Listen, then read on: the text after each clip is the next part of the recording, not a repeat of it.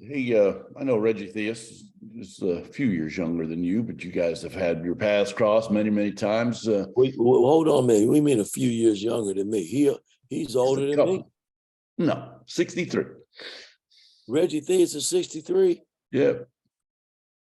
I thought Reggie was always older than me. He was in Maybe the I'm wrong. Maybe I looked at the dates wrong. But anyway, yeah. So your paths with Reggie have crossed many, many times. It's so if you would, you got one or two really good Reggie Theus stories to share with us. Not really. I mean, Reggie and I became teammates back in, I believe it was 81, 82, somewhere around in there with the Kansas City Kings. And then we were part of the move from Kansas City to Sacramento when the franchise relocated there. And we've been friends ever since. I mean, he was a good teammate, man. I mean, the only thing I get on Reggie about, and me and Eddie Johnson always ride him a lot, is when he first got to the team, he would always throw us bad passes when we were in a scoring position. So we couldn't shoot the ball. We had to pass it back. I mean, that was his big issues when we first. So we had to get him straight right off the bat. Put the ball in the pocket where we could catch it and be ready to deliver a scoring, bucket. But Reggie was a good teammate. I mean, he and I, like I said, we've been friends since 1981, 82. He's attended my golf tournament that I used to host for years in Las Vegas. And we kind of made our rounds, over the years playing golf and different other people's tournaments. So we've kept in touch. So I'm happy to do this game with these guys. I apologize real quick too, Mike. Alex and Mike. Huh? He is slightly older than you. I apologize. Thank you. Alex and Mike. Hey, Mike, thanks for the time. We appreciate it. I know you had mentioned before that you've been working on Coach Cal about getting the IU UK series back, and I'm sure you saw his comments a couple of weeks ago that you guys had, I guess, agreed in principle to the series. What can you share at this point on that, and what, if anything, was your reaction to him kind of publicly coming out and saying that he wanted to play? Well, Cal and I are very good friends. We've been very good friends for very many years. Back when we were both in the NBA, and he's had a long run at the college level. We always have shared ideals about basketball, from an X and O standpoint over the years. So, my thing is I can't say a whole lot until there's a contract inked. But yes, I would love to see the game back in play. I know he's for it and I'm for it too. So until a contract is, executed, it's kind of a moot point right now, but we're hoping something here in the near future will be executed, and then we can really talk about, the series once it's done. But right now it's still in talking stages. Thank you. All right, Mike, then Zach. Yeah. Hey, Coach, I wanted to ask you about the tempo that you want to play with this year. Do you feel like this team is better equipped to play faster than you did last year? And is that a point of emphasis for you right now? Well, every team I've ever been a part of, has always talked about, we want to play fast. We want to get out and run. There's a lot of things that come along with that. You got to be conditioned to do that. And then you got to have the right pieces to do it. And last year, we just didn't have a lot of guys that could handle the ball and make basketball plays and do things off the bounce individually.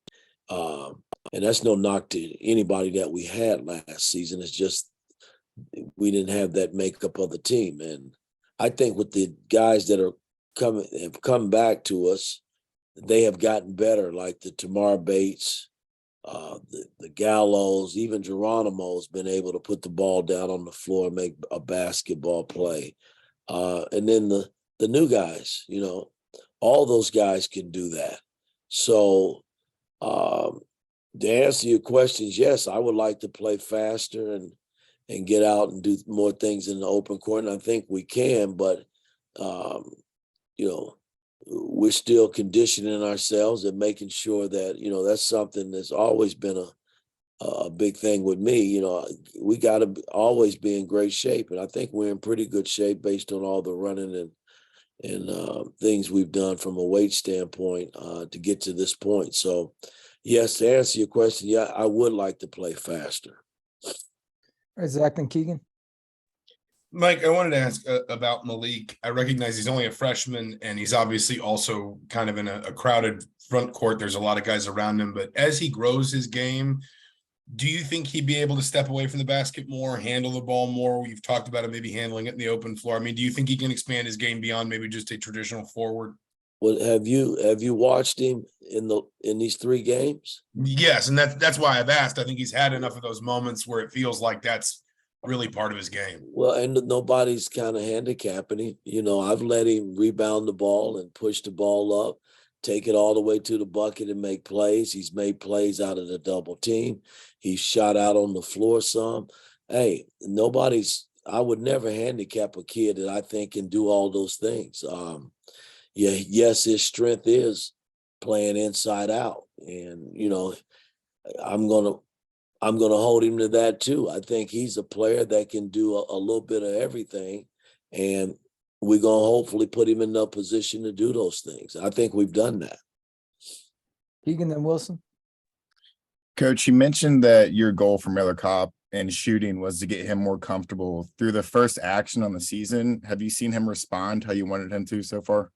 Well, he's making shots. I mean, he hasn't taken a lot of them, but the shots that he's made, he's made. And, you know, that's just all the work that he's put in this summer leading up to this point. I mean, Miller works. That's what he does in the gym. He comes early, stays late. So I'm expecting him when he's got shots, he's going to knock them down. That's kind of how I feel. All right, Wilson, then Todd. Mike, you obviously had the 2 exhibition games, but now this non-conference season's getting started. Games are counting in the standings. Is there anything you feel you can learn about the younger guys in your team? Only time will tell, man. I mean, as the competition gets stiffer, you know, you'll learn more about your ball club and see where you are. And that's no knock against anybody that we're playing. You know, by the time we get to teams like Xavier, you know, these teams that are top teams, Kansas, Carolina, you know, and then once we get to the Big Ten, you know, it's going to be a test. For every game is a test. It's kind of how I look at it. I don't take anybody lightly. You know, we got to respect our opponents, but we got to come and commit ourselves for 40 minutes. So my thing is we're taking it a practice at a time and a game at a time and see where it leads us. All right, Todd and William. Mike, Tamar Bates gave you something good straight away off the bench on Monday. Tell me about his development and what you want to see out of him as the non-conference games flow. Well, again, Tamar's been one of the brightest spots since we've gotten back together, dating back 4.5, 5 months ago. And unfortunately, he had a little hiccup about 2.5, 3 weeks ago where he got hurt. But other than that, he'd been playing fantastic. So, you know, I'm expecting a great season out of him. He's going to play. So, I mean, he's proven and putting himself in that position and done everything that's asked of him to deserve some minutes on the floor this year. All right, William, then Seth. Coach, is there anyone on this second unit or on the bench that you feel like through the 2 exhibitions and Monday or even in practice has really developed themselves as a leader on the court and off the court vocally, and how has this person been able to do that? I think Tamar Bates, Gallo is starting to step up.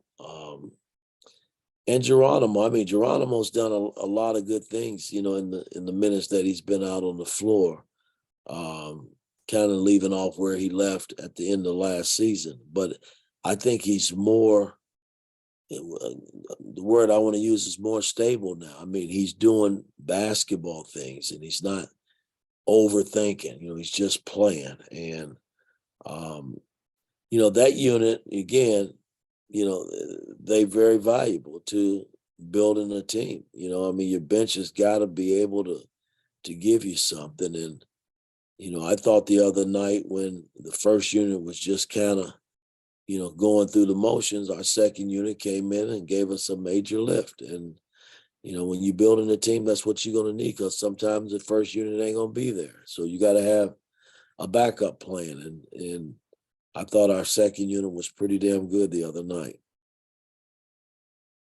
All right, Seth and then Tyler. I wanted to ask about Trace playing with the wrapped hand. Obviously, it's not stopping him from playing well, but I guess is it impacting him in ways that might be harder for us to see? And I guess how long do you think he'll keep playing with his hand wrapped like that? Oh, I don't know. I mean, that's something I can't answer. You know what I mean? I broke my thumb. I remember his is not broken, but, you know, I broke the tip of my thumb, and it's a tough injury, you know, and I never sat down. I put a splint over it, and out of all the injuries I've had, that was the worst, because the pain was it was just unbelievable. You throw the ball, you try to catch the ball with a broken thumb, it's tough, but we've seen to manage, you know, what injury he has. I think he has he had a severe sprain and in the thumb area, and, you know, we just patted it. You know, Tim Garl patted it just to kind of give him some relief, and it seemed to be working for him. You know, he had taken a couple days away too, just to get it calmed down, and we just got to hope that you know, it's not something that's going to nag him the rest of the season. He just, you know, we're looking at it cautiously, you know, because we got a long season ahead of us, and he's a big part of what we do. Tyler. Hey, Coach. Hope you're doing well. This is kind of a bigger picture question, I guess, about you kind of personally. Growing up, was there a time that you realized you really loved the game of basketball, that, you know, it was a lot of fun for you?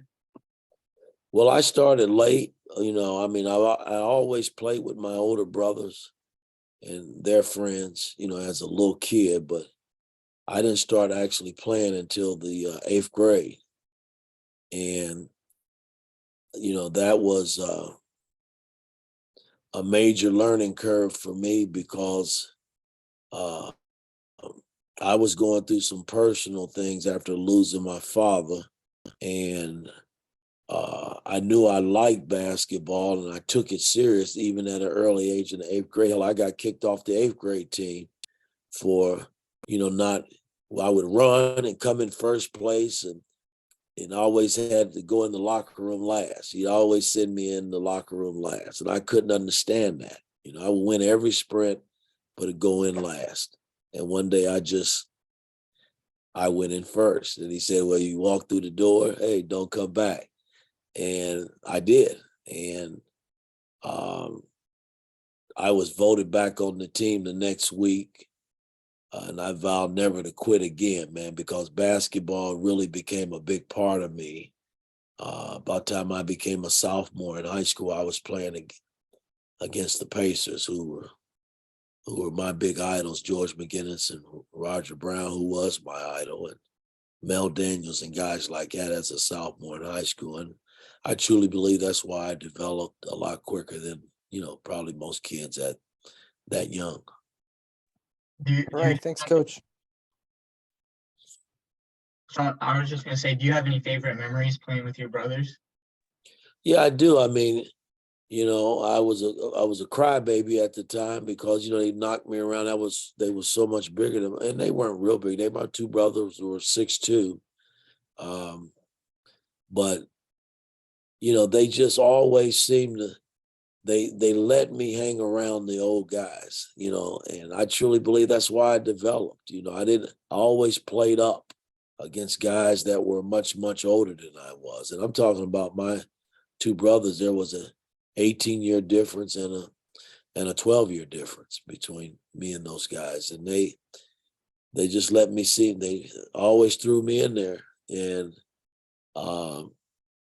it just became natural for me, you know, because I did get an opportunity to play. But they played a major part in my career, my development early on. I tell you that. They really did. Thank you. All right, thanks, Coach. Thanks, Mike.